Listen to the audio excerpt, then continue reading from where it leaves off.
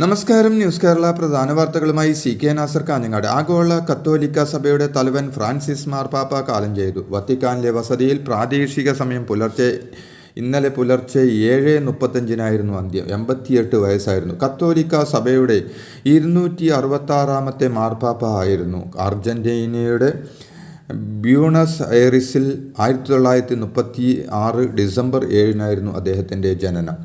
ഹോർഗെ Mario Bergoglio എന്നായിരുന്നു യഥാർത്ഥ പേര്. 1958 ഈശോ സഭയിൽ ചേർന്നത്.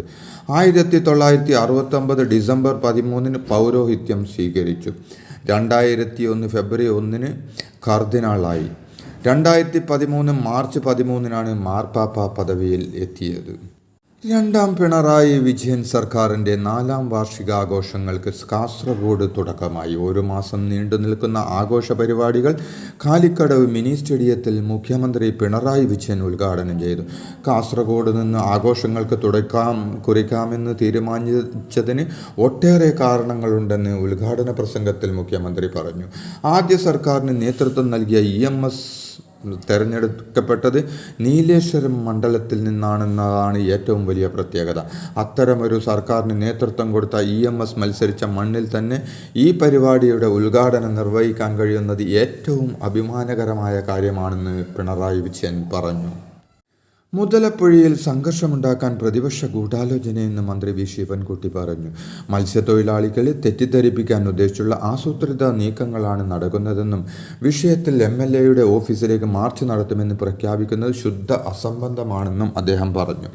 മുതലപ്പുഴയിൽ മണൽ നീക്കാൻ മന്ത്രിമാരുടെ യോഗത്തിലാണ് തീരുമാനമായതെന്നും മണൽ അടിഞ്ഞ് മത്സ്യബന്ധനത്തിന് തടസ്സം നേരിടുന്ന സാഹചര്യം ഇല്ലാതാക്കാനാണ് ഈ തീരുമാനമെന്നും മന്ത്രി വ്യക്തമാക്കി. തനിക്ക് അന്ത്യവിശ്രമം ഒരുക്കേണ്ടത് റോമിലെ സെന്റ് മേരി മേജർ ബസിലിക്കയിലായിരിക്കണമെന്ന് മരണപത്രത്തിൽ വ്യക്തമാക്കി ഫ്രാൻസിസ് മാർപ്പാപ്പ. മുൻ മാർപ്പാപ്പമാരിൽ നിന്ന് ഭൂരിഭാഗം പേരും അന്ത്യവിശ്രമം കൊള്ളുന്നത് വത്തിക്കാനിലെ സെന്റ് പീറ്റേഴ്സ് ബസിലിക്കയിലാണ്. ശവകുടീരത്തിൽ പ്രത്യേക അലങ്കാരങ്ങൾ പാടില്ലെന്നും ലാറ്റിൻ ഭാഷയിൽ ഫ്രാൻസിസ് എന്ന് മാത്രം എഴുതിയാൽ മതിയെന്നും വത്തിക്കാൻ പുറത്തുവിട്ട പാപ്പയുടെ മരണപത്രത്തിൽ പറയുന്നു. ആഗോള കത്തോലിക്ക സഭയുടെ പരമാധ്യക്ഷൻ ഫ്രാൻസിസ് മാർപ്പാപ്പയുടെ വിയോഗത്തിൽ അഗാധ ദുഃഖം രേഖപ്പെടുത്തി പ്രധാനമന്ത്രി നരേന്ദ്രമോദി.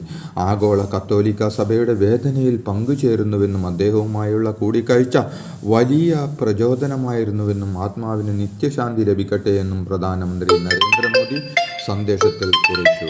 ഫ്രാൻസിസ് മാർപ്പാപ്പയ്ക്കൊപ്പമുള്ള ചിത്രങ്ങളും മോദി Xൽ പങ്കുവച്ചിട്ടുണ്ട്. ഫ്രാൻസിസ്